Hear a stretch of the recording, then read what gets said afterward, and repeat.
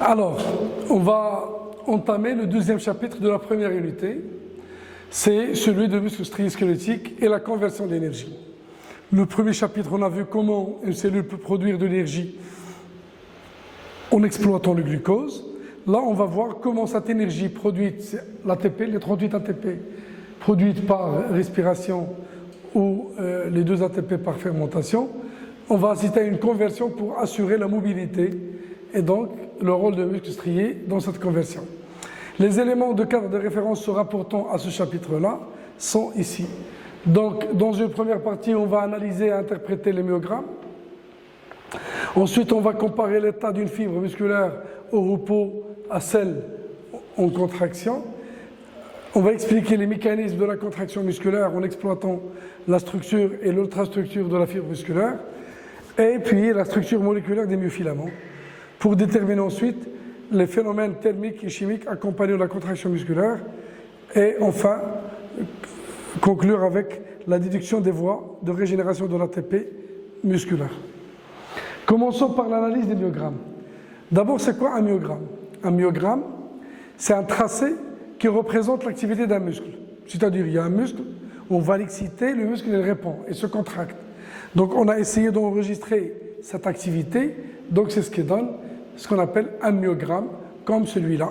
Donc là, c'est un myogramme, c'est une secousse suite à l'excitation du muscle par une stimulation efficace. Quelles sont les parties qui composent ce myogramme? Il y a cette partie linéaire, il y a ensuite cette partie ascendante et puis cette partie descendante. La partie linéaire, c'est le temps de latence, c'est-à-dire c'est la durée qui sépare le moment de l'excitation du début de la phase de contraction. Donc nous avons, c'est un temps de latence, c'est-à-dire c'est la durée qui sépare l'instant dans lequel nous avons excité du moment de début de la phase de contraction. Donc là, c'est la phase de contraction, c'est-à-dire c'est la durée pendant laquelle la taille du muscle est réduite. Donc on assiste à un raccourcissement du muscle pendant cette phase de contraction. Là, c'est la phase de relâchement.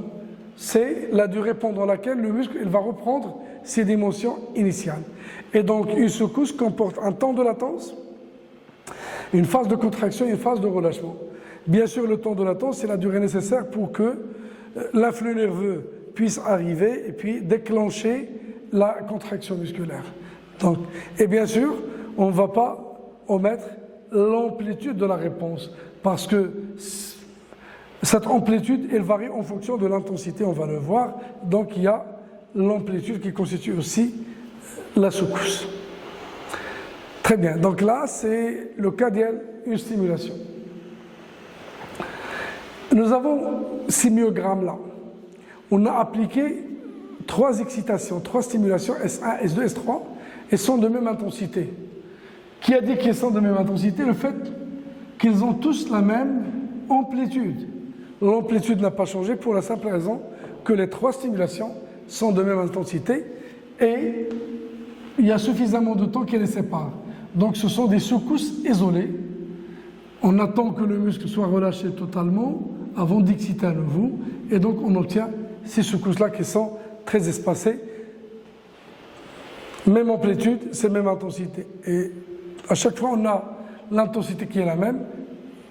L'amplitude ne va pas changer à condition que le temps qui sépare les excitations soit important. Alors là, si on applique ces excitations-là, I1, I2 et 3, elles sont croissantes. Le muscle, il ne va pas répondre à I1, I2. On dit que I1 et I2 sont des excitations infraliminaires. C'est des excitations infraliminaires, c'est-à-dire inférieures au seuil. Ils ne sont pas efficaces. La seule excitation où on aura une réponse, c'est un exemple, I3. Donc cette faible intensité qui déclenche une réponse du muscle, ça s'appelle la rhéobase, le seuil. C'est l'excitation liminaire. Au-delà de I3, nous avons les supraliminaires. Donc depuis I3, l'intensité augmente et l'amplitude aussi augmente. Donc à chaque fois, on aura une amplitude plus grande. Donc jusqu'à par exemple à I7, on aura la même amplitude à I8, bien que I8 est supérieur à I7. Donc I7 c'est le maximum, c'est Imax. C'est-à-dire l'amplitude, elle augmente avec l'augmentation de l'intensité, mais c'est d'une façon définie, c'est-à-dire lorsqu'on atteint une intensité maximale, l'amplitude n'augmente plus. Alors pourquoi l'amplitude augmente avec l'augmentation de l'intensité? On dit que le muscle répond à la loi de recrutement. En appliquant I1, il n'y a pas de réponse du muscle. I2, la même chose, c'est un exemple. À I3, on aura une petite réponse comme ça. I4, toujours l'intensité est croissante. On aura une secousse avec une amplitude plus grande. I5, encore une secousse plus grande. I6, encore. I7, I8. Là, l'amplitude se stabilise bien que l'intensité continue à augmenter. Alors, ces intensités-là, c'est infraliminaire. Elles sont incapables de déclencher une réponse. Là, c'est le seuil. C'est la plus faible valeur qui a donné une réponse du muscle. C'est le seuil, appelé aussi la rhéobase. Ensuite, à partir de E3, en augmentant l'intensité, l'amplitude augmente. Toute augmentation de I entraîne une augmentation de A. L'augmentation de l'intensité entraîne une augmentation de l'amplitude. Là, donc c'est le phénomène. Donc, on dit que le muscle répond à la loi de recrutement. En augmentant l'intensité, on augmente le nombre de fibres qui répondent. C'est ça le phénomène bien la loi de recrutement. Le muscle, c'est un ensemble de fibres, et bien sûr, toutes les fibres ne peuvent pas répondre à n'importe quelle intensité. Lorsque l'intensité est faible, quelques fibres seulement répondent. Et en augmentant l'intensité, on augmente le nombre de fibres qui répondent. C'est pourquoi il y a cette augmentation d'amplitude. En arrivant à une valeur, dans ce cas-là, I6 représente Imax. C'est l'intensité maximale. C'est-à-dire au-delà de laquelle l'amplitude ne va plus changer, bien que l'intensité a augmenté. Voilà. Maintenant, on va travailler avec deux simulations. Alors là, on a fait une simulation isolée, donc nous avons une secousse isolée. Là, on va appliquer deux simulations successives, de même intensité. On a excité le muscle, il a donné la réponse. Au moment de relâchement, on a appliqué la deuxième excitation, une autre excitation. Donc, ça remonte et on a une amplitude plus grande. Alors là, ce sont deux secousses, mais elles sont fusionnées. Et on parle d'une fusion incomplète. Il y a la fusion de deux secousses, de telle sorte que la deuxième amplitude est supérieure à la première. On n'a pas changé l'intensité, mais on a raccourci le temps qui sépare les deux excitations. Donc, on a assisté à une fusion incomplète, à une fusion partielle de deux secousses. L'augmentation de l'amplitude, elle est expliquée à ce niveau-là, elle est expliquée par un autre phénomène, c'est le phénomène de sommation. Le recrutement, on a parlé de recrutement parce qu'on a changé l'intensité. Là, on va parler de sommation parce qu'on ne change pas l'intensité, on raccourcit, on réduit le temps qui sépare les deux excitations. On parle là d'une fusion incomplète. Alors, on va réduire davantage. Cette fois-ci, on a appliqué la deuxième excitation pendant le temps de relâchement. On va voir dans la diapo suivante le cas où la deuxième excitation, là c'est une isolée, c'est le témoin.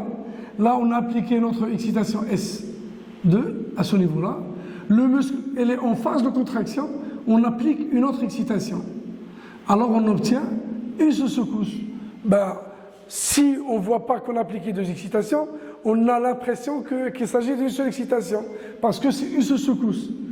La réponse pourquoi nous avons cette forme, en fait, ce sont deux secousses qui ont fusionné. Et la preuve, c'est que l'amplitude est là, elle est beaucoup plus grande que celle-là, parce que ces excitations sont de même intensité. Donc là, on parle d'une fusion complète.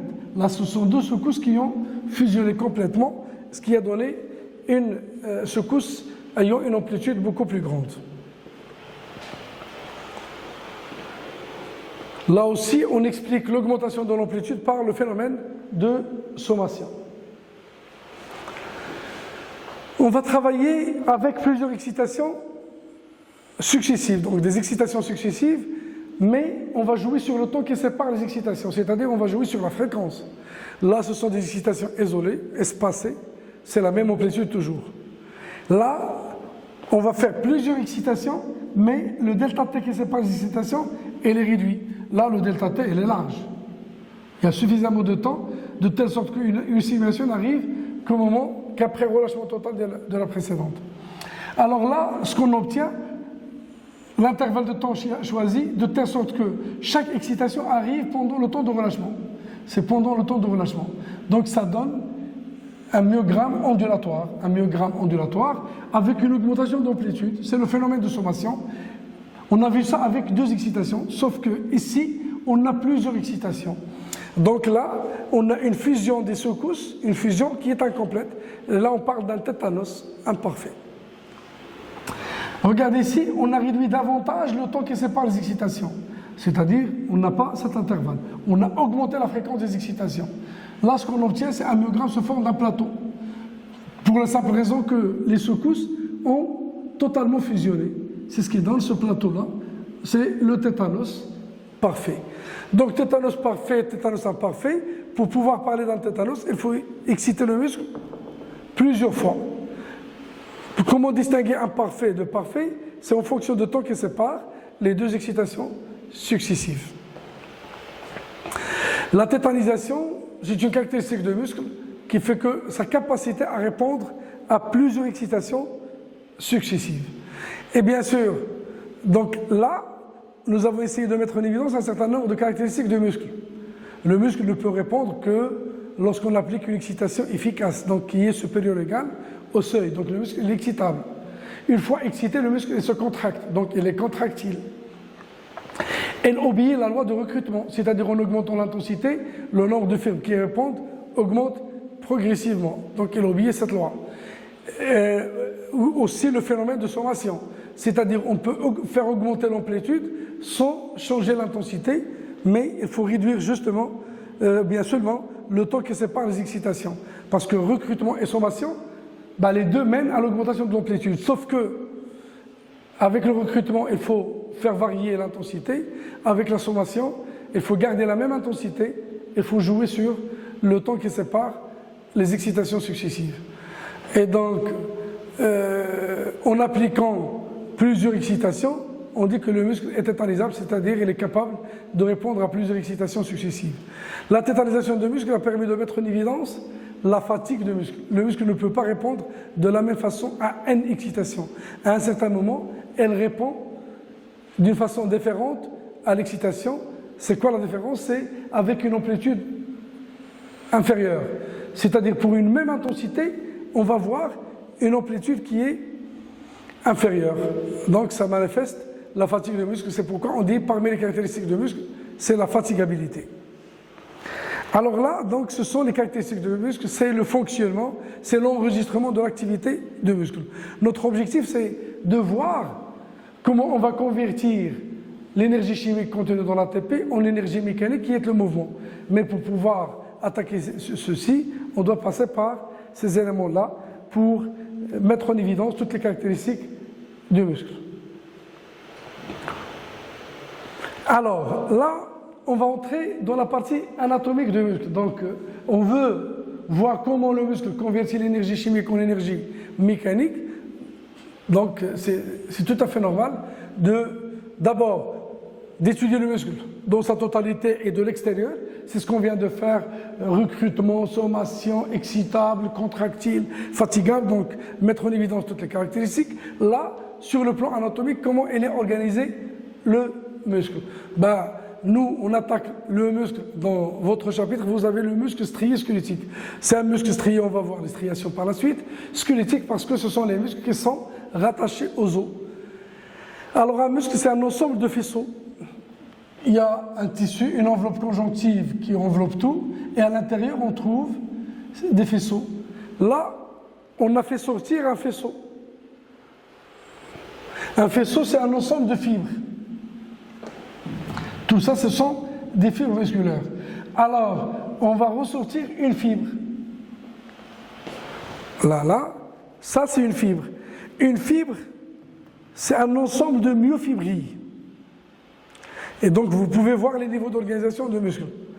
Et une myofibrie, c'est une succession de sarcomères. Et dans un sarcomère, on va trouver deux types de myofilaments.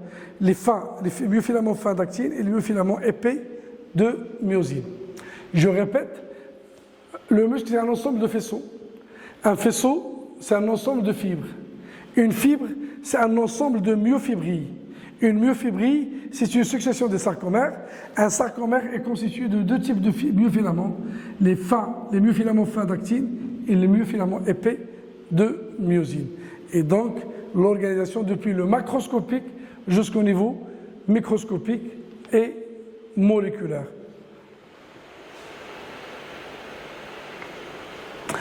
Alors, un muscle, c'est un ensemble de faisceaux. Un faisceau, c'est un ensemble de fibres. Une fibre, c'est un ensemble de myofibrilles. La fibre, c'est la cellule musculaire. C'est une cellule musculaire. Alors là, la cellule musculaire, elle a cette forme longitudinale. Donc, c'est une forme fusiforme. La forme d'un fusil. On dit que la cellule musculaire, elle est fusiforme. C'est une cellule géante, donc qui fait quelques centimètres de longueur. Une cellule qui fait quelques centimètres. Donc une fibre, c'est une cellule, je répète, je veux que tout le monde puisse fixer les idées et voir et dire que oui, il faut se rappeler toujours qu'une fibre, c'est une cellule, c'est-à-dire elle aura toutes les constitutions d'une cellule normale, sauf que elle possède plusieurs noyaux excentrés. C'est une cellule plurinucléée. Elle a un cytoplasme appelé sarcoplasme, des mitochondries, un réticulum sarcoplasmique, et à l'intérieur, on voit des myofibrilles. Une fibre, à l'intérieur, il y a des fibrilles. Donc, la fibre, à l'intérieur, il y a des fibrilles. Donc, c'est une cellule géante qui est plurinucléée, fait à plusieurs noyaux. Elle est entourée par une membrane appelée sarcolème.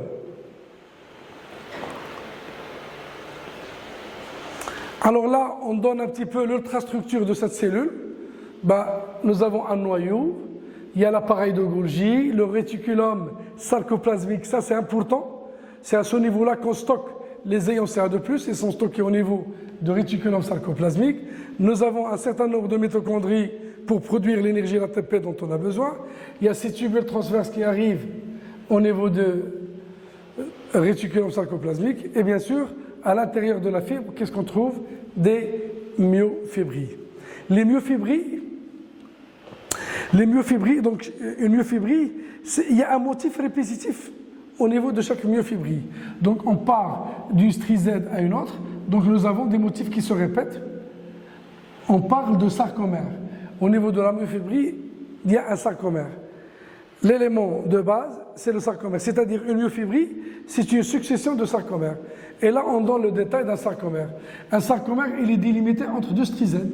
Là, c'est une strisède, là, une autre strisède. D'ici à là, c'est un sarcomère. Bien sûr, ici, c'est le sarcomère d'avant. C'est le sarcomère d'après. Si on prend le sarcomère N, celui-là, c'est N plus 1, celui-là, c'est N moins 1. Et dans un sarcomère, on trouve deux types de myofilaments. Les myofilaments qui sont fins, actine, et les myofilaments qui sont épais, myosine. Alors, de la strisède à la strisède suivante, c'est un sarcomère. Nous avons deux types de myofilaments. Ils sont organisés sous forme de bandes. Nous avons cette partie-là, qui contient uniquement les filaments fins. C'est une demi-bande claire. Là, c'est une partie dans laquelle on va trouver la myosine épais et l'actine fin. Donc ça va apparaître sombre par microscopie. On appelle ça une bande sombre ou la bande A, anisotrope, puisqu'il y a une grande quantité de fibres fins et épais. Ça ne laisse pas passer la lumière, c'est pourquoi c'est sombre ou anisotrope. Par contre, là, les myofilaments, ils sont fins. Donc ça laisse passer la lumière, c'est pourquoi on parle de la demi-bande I ou isotrope. Donc isotrope, elle laisse passer la lumière. Donc nous avons ici la demi-bande I claire, la bande sombre. Au centre, là où nous avons seulement de la myosine, c'est la bande H. Et puis une autre demi-bande. Donc dans un sarcomère, on trouve deux demi-bandes claires et une bande sombre. Et à l'intérieur, au milieu de la bande sombre, nous avons la zone H. Donc par microscopie, un sarcomère, ça apparaît comme ça. Donc nous avons une strie Z, une autre strie Z. Tout ça, c'est un sarcomère. À partir de la strie Z, partent les myofilaments d'actine. Strie Z, les myofilaments d'actine. Les myofilaments d'actine, qu'est-ce qu'elles ont? Elles sont fins. C'est pourquoi ça apparaît clair. Par contre, ici, nous avons les myofilaments de myosine. Les myofilaments de myosine, elles sont épais. C'est pourquoi l'apparence, elle est sombre. Ça ne laisse pas passer la lumière. Le juste milieu, nous avons ici, cette partie moins sombre que les côtés, c'est la bande H. C'est la bande H. Alors, le passage au moment de la contraction, dans le sarcomère, c'est l'unité structurelle de muscle. Pourquoi on dit c'est l'unité structurelle et même fonctionnelle de muscle? Un sarcomère, avant c'est un autre sarcomère, après c'est un autre sarcomère, donc une succession de sarcomères. La succession de sarcomères forme une myofibrie. Les myofibrilles forment une fibre. Plusieurs fibres vont former un faisceau. Plusieurs faisceaux forment un muscle. C'est pourquoi on dit que le sarcomère est l'unité structurelle. Donc au moment de la contraction, qu'est-ce qu'il va y avoir? Les deux stries Z, elles vont se rapprocher. Donc il y a un rapprochement entre les deux stries Z. Mais il y a un rapprochement entre les deux stries Z, c'est-à-dire la demi-bande claire, elle va se rétrécir. C'est normal. Imaginons que cette strie Z qui s'approche et celle-là qui s'approche. Donc les demi-bandes claires, elles vont se rétrécir. La bande sombre, quant à elle, elle reste intacte, elle ne change pas, parce qu'on va assister à un glissement. La bande sombre ne change pas. Les stries Z se rapprochent, les demi-bandes claires se rétrécissent, la bande H, il quasi disparaît. Donc une quasi-disparition de la bande H, parce que ces filaments d'actine sur les côtés, elles vont se rapprocher vers le centre du sarcomère, ce qui fait disparaître la zone H. Retenez que la longueur des filaments ne change pas, ni les filaments de myosine, ni ceux d'actine. La longueur des filaments ne change pas. Ce qui change, c'est la taille des demi-bandes claires. C'est la bande H. C'est la distance entre les deux stries Z. 3 changements, alors que la bande sombre reste inchangée, ainsi que la longueur des myofilaments.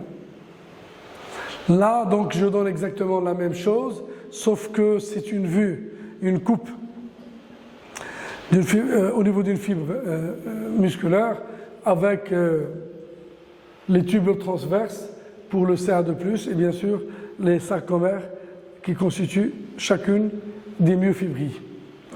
Strie Z, là, nous avons un sarcomère au niveau d'une myofibrille. On va passer maintenant au mécanisme de la contraction.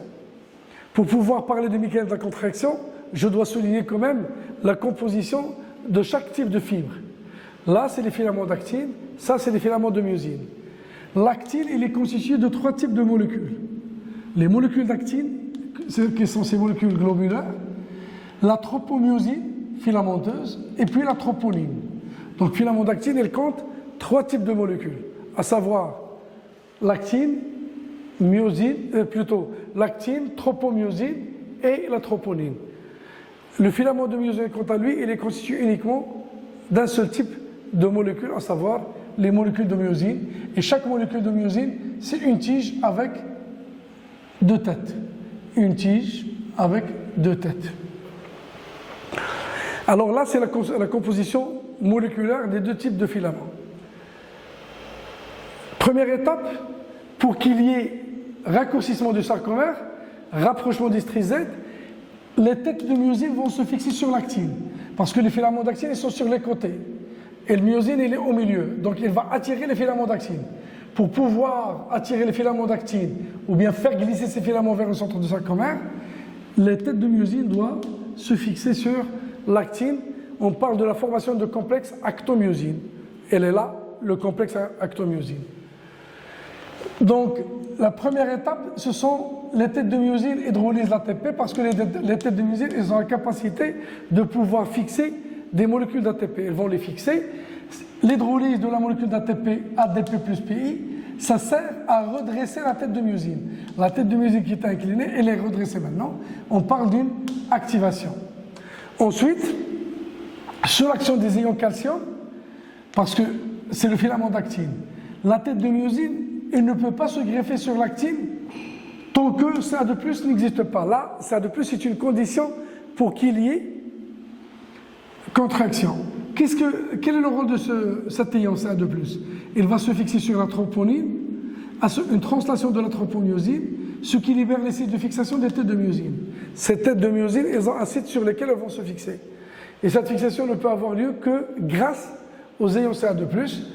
Des ions CA de plus, elles vont se fixer sur la troponine, elles vont translater la tropomyosine et dégager, libérer le site de fixation des têtes de myosine. Donc la tête de myosine, c'est pourquoi on appelait fixation. On a formé des complexes acto-myosine. La troisième étape, c'est la désactivation.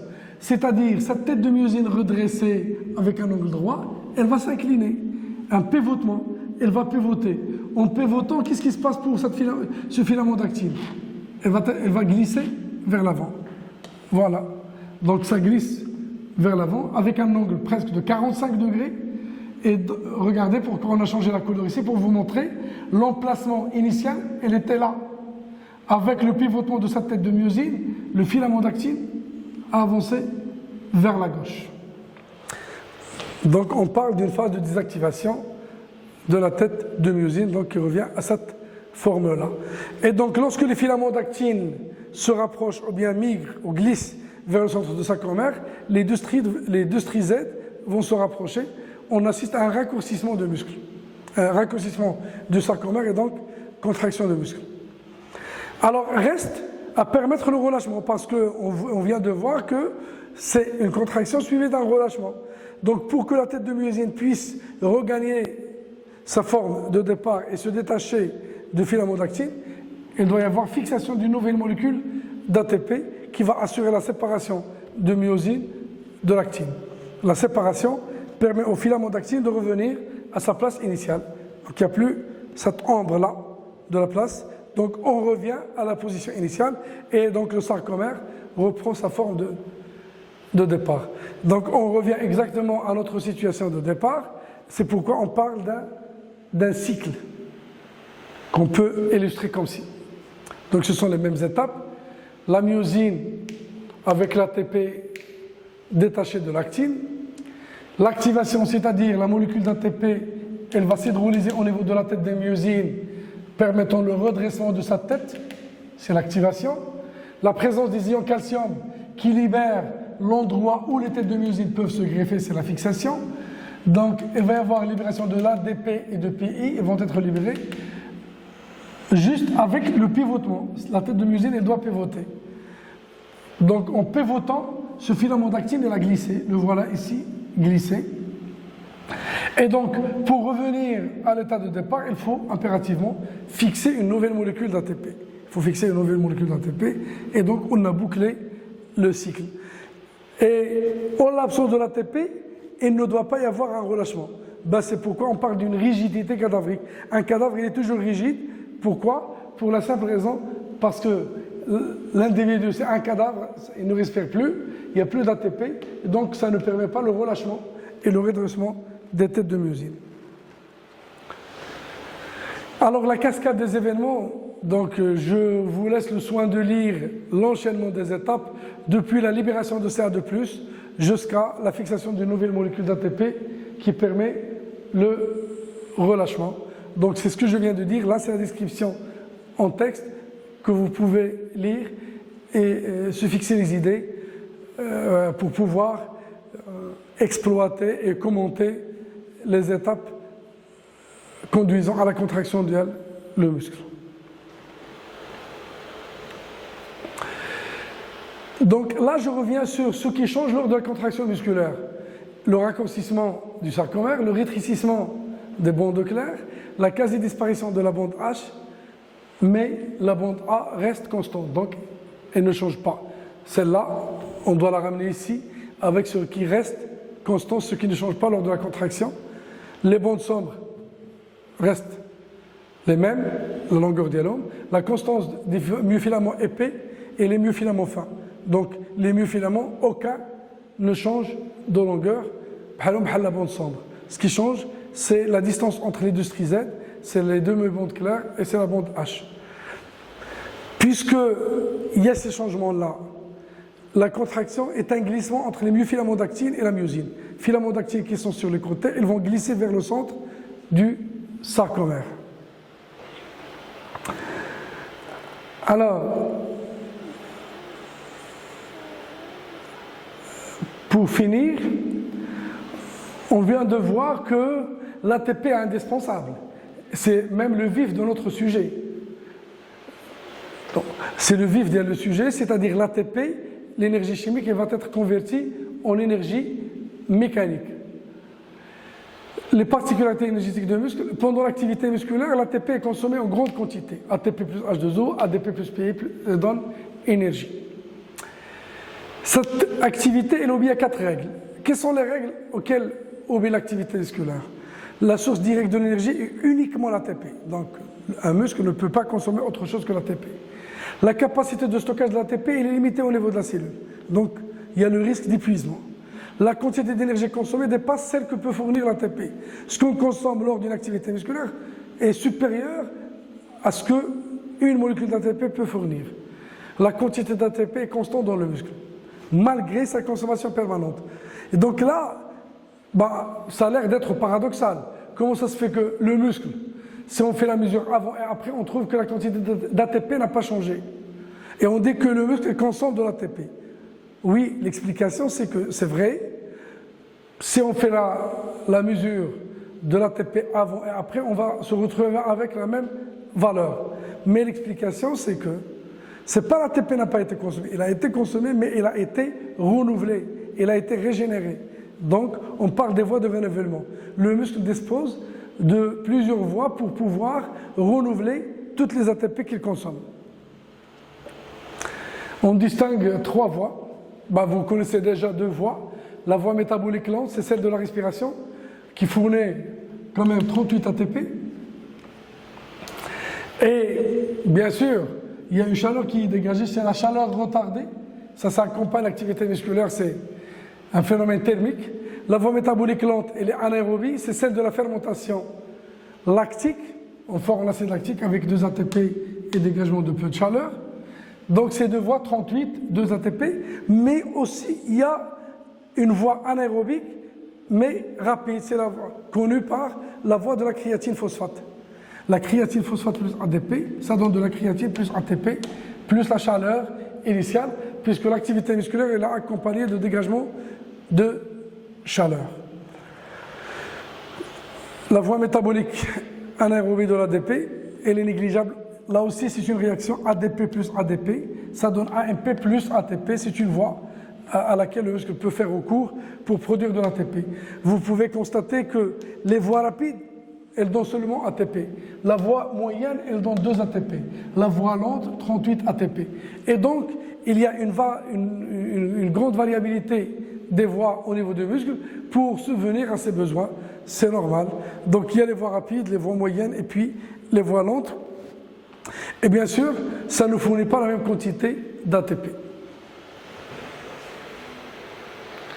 Un schéma pour finir. Donc ça illustre, en rouge, c'est la dépense énergétique du muscle. Un muscle, lorsqu'il est en activité, voilà sa dépense énergétique. Là, ce sont les différentes voies qu'on vient de voir pour satisfaire les besoins du muscle. Là, c'est pendant la première minute de l'effort. Donc les premières secondes, c'est la voie rapide. On l'appelle la voie anaérobie lactique. C'est la voie de la créatine phosphate.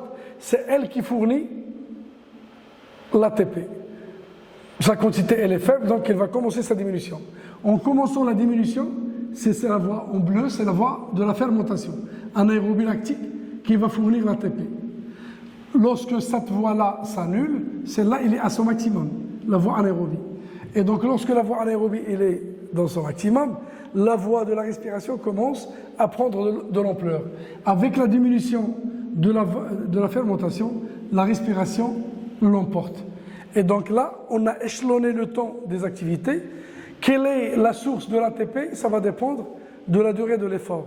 Si c'est un effort de quelques secondes, c'est la voie de la phosphocréatine. Ensuite, la fermentation et un peu la respiration. Si c'est un effort de 10 minutes après ce qui a été fait au départ, il n'y a plus de phosphocréatine. Les 2 voies qui vont fournir de l'énergie c'est la fermentation et la respiration. Si l'effort se prolonge davantage, donc sur les 90 minutes qui suivent, principalement c'est la respiration, une faible quantité que dit par fermentation. Et donc c'est la durée de l'effort qui détermine laquelle des voies métaboliques peut fournir l'énergie nécessaire au fonctionnement du muscle. Voilà, donc on a vu le mécanisme, comment ça se fait, depuis le déclenchement de la réponse par une stimulation, la sortie de CA2+, donc deux conditions indispensables, le CA2+, et l'ATP. On ne peut jamais imaginer une contraction en l'absence de l'ATP, non plus en l'absence de CA2+, donc ce sont deux conditions sine qua non de la contraction musculaire, et puisque le muscle ne peut fonctionner que grâce à l'ATP, on a vu que le muscle fait appel à trois voies pour pouvoir renouveler son ATP.